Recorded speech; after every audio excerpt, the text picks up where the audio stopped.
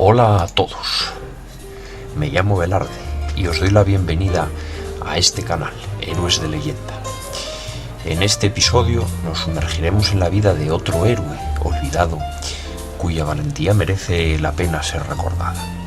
Prepararos para descubrir una historia impactante de humanidad y coraje, que ha sido relegada al olvido. Y suscribiros, no os olvidéis de suscribiros, de activar vuestras notificaciones y uniros a mí en este viaje emocionante a través del tiempo. Comencemos todos juntos a honrar a aquellos que merecen estar en el centro de la historia como héroes de leyenda. Un saludo. Hoy vamos a hablar de Chiune Sugihara. Creo que se pronuncie así. Fue un diplomático japonés que desempeñó un papel crucial durante la Segunda Guerra Mundial al salvar a miles de judíos de la persecución nazi.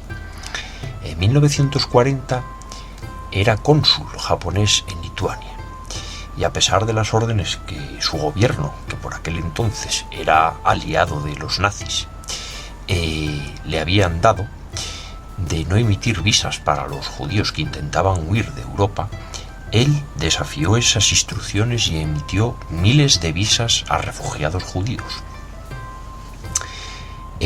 Sugihara y su esposa, Yukiko Kikuchi, arriesgaron sus carreras y su seguridad personal para salvar a las personas que eran perseguidas por el régimen nazi. Emitieron visas a judíos que les permitieron viajar a través de Japón y finalmente encontrar refugio en otros países como China o lugares fuera del alcance de los nazis, incluso Australia.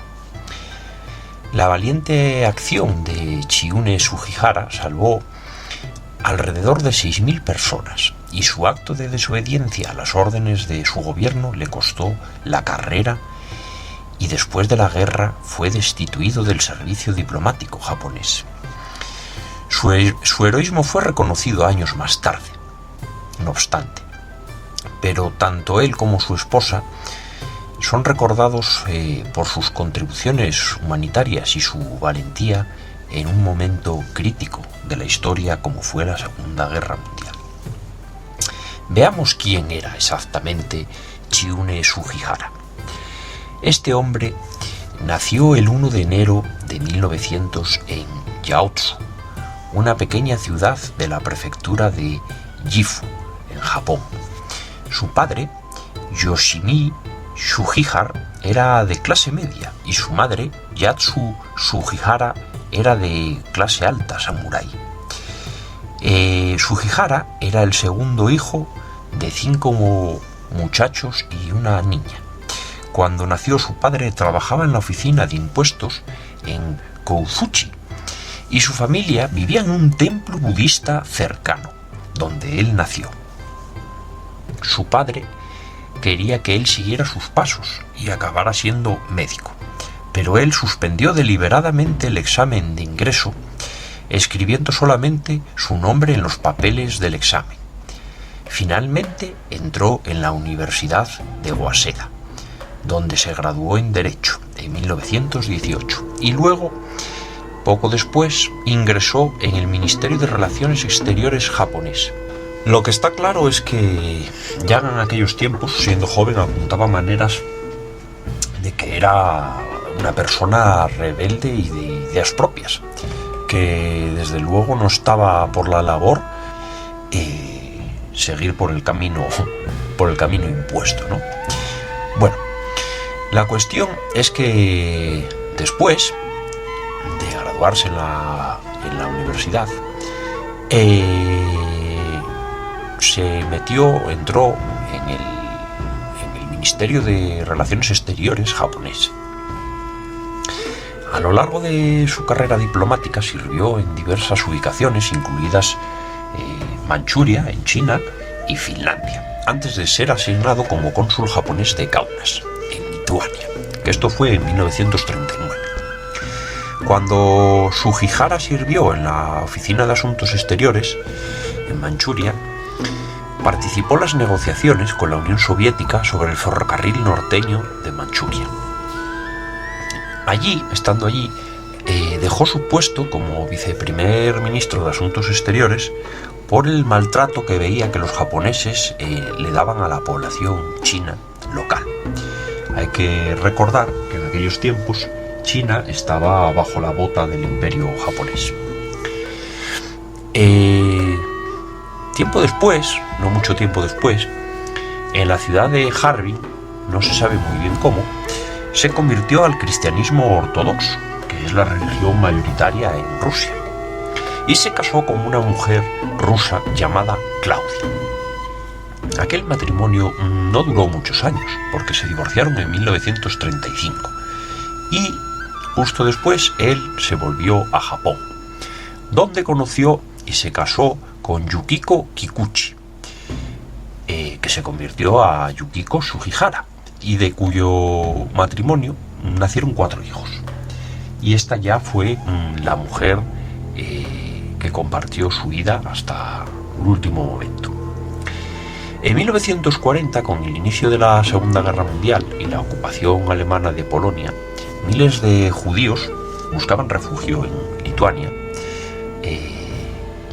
para escapar de la persecución nazi.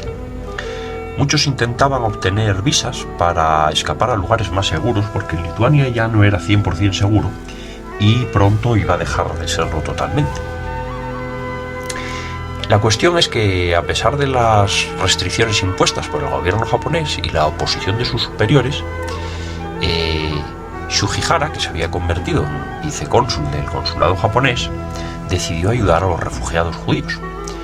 No está muy claro cuáles eran sus tareas allí realmente. Parece más que fuera una especie de espía o informador sobre los movimientos de las tropas, de los ejércitos en Europa.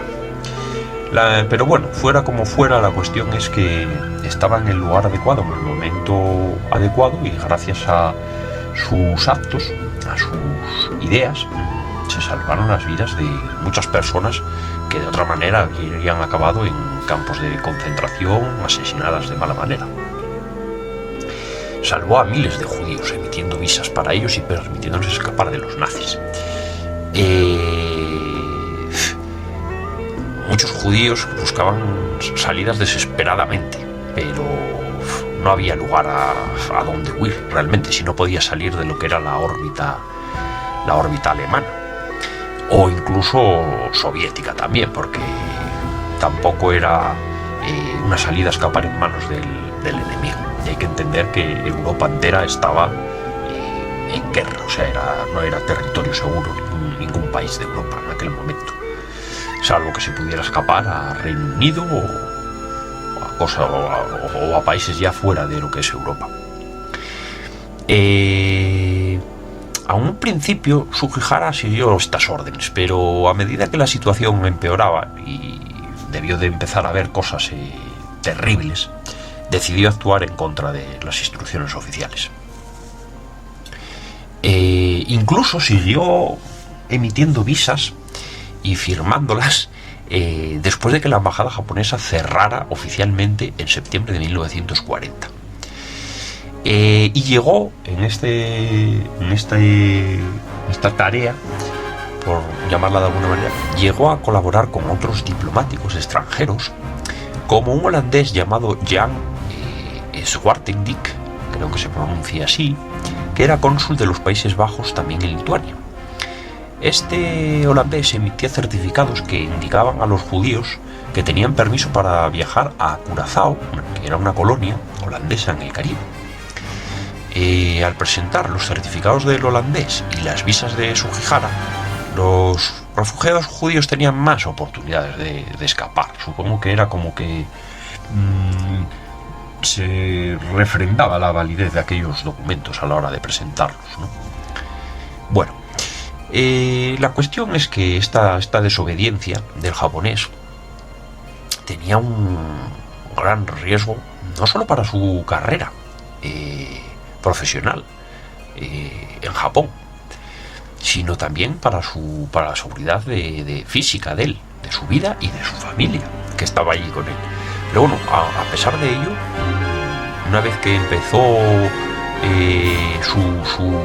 a emitir visas para salvar a aquellas personas, no lo dejó hasta el último momento. O sea, incluso cuando ya fue cesado, que lo cesaron del cargo en 1941 y le ordenaron que volviera a Japón, arrojó visas desde la ventana del tren en la estación cuando el tren se marchaba, que había preparado, las tenía preparadas en un maletín, y las arrojó por la ventana para que aquella gente que estaba en la estación, o incluso judíos que estaban allí intentando ver si podían subirse a un tren, o que sabían que él estaba allí y estaban a ver si conseguían que les diera un documento válido en el último momento. La cuestión es que él arrojó, tiró por la ventana aquellos documentos con el que se salvaron muchas personas en el último momento. Gracias a sus actos se cree que Sugihara y su esposa Yukiko salvaron alrededor de 6.000 judíos que pudieron salvarse de la persecución nazi y encontrar refugio en otros países. Esta es una cifra mayor que la del famoso alemán Schindler, del cual hay una película que supongo que muchos de vosotros ya habréis visto. Si no es así, os recomiendo que la veáis porque es una película muy interesante. Bueno, la cuestión es que Sugihara se tuvo que volver a Japón y lo pasó muy mal, claro, porque después de la guerra, de haber sido destituido del cargo, volver a Japón estaba en guerra con Estados Unidos, perdió la guerra, la situación que tuvo Japón durante la posguerra, allí pues estaba todo, Japón había mucha destrucción, mucha, falta de trabajo, malas condiciones de todo tipo, económicas, sociales, y su familia pues obviamente no fue inmune a todo esto. Se quedó en una situación muy precaria económicamente y estaba en su país, pero la gente que lo conocía, como él había cogido, había desobedecido las órdenes del gobierno y demás, pues le señalaban con el dedo, supongo, ¿no? Fuera como fuera, a pesar de aquellas dificultades, él y su familia lograron salir adelante y reconstruir sus vidas en Japón.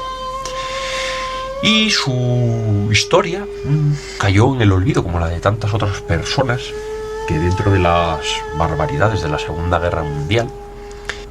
Entonces hubo muchas personas durante aquella época que hicieron cosas como las de Sugihara, o todavía más increíbles, y que no se conocieron. Y aunque se hubieran conocido, como la de Sugihara, sus actos pasaron muy desapercibidos o cayeron en el olvido durante muchos años. Hasta que en 1985 Israel, el Estado de Israel, le otorgó un título al que llamaron Justo entre las Naciones. Un título que otorgaron a judíos que arriesgaron sus vidas para salvar a judíos durante el Holocausto. Perdón, un título para no judíos que salvaron las vidas de judíos durante el Holocausto. Y un poco de esta manera se rehabilitó su figura y se dio a conocer un poco lo que había hecho este hombre. Aunque, Sugihara falleció al año siguiente, en julio de 1986. Su legado perdura hoy como un ejemplo de coraje y de humanidad en tiempos difíciles, pero no es muy conocido. Es una persona heroica, de esas que son anónimas y que se pasan a convertir más en una leyenda, un héroe de leyenda, como de los que queremos hablar en este canal. Y hasta aquí llegamos en este episodio de Héroes de Leyenda. Espero que hayáis disfrutado descubriendo esta increíble historia. No os olvidéis de darle like si fue así y suscribiros para conocer la vida de más héroes inspiradores, y por supuesto también compartir este canal con las personas que creéis que pueden apreciar, como vosotros, la grandeza de la humanidad. Nos vemos en el próximo capítulo, donde continuaremos celebrando la vida de aquellos héroes que han dejado una marca imborrable en la historia. Hasta pronto.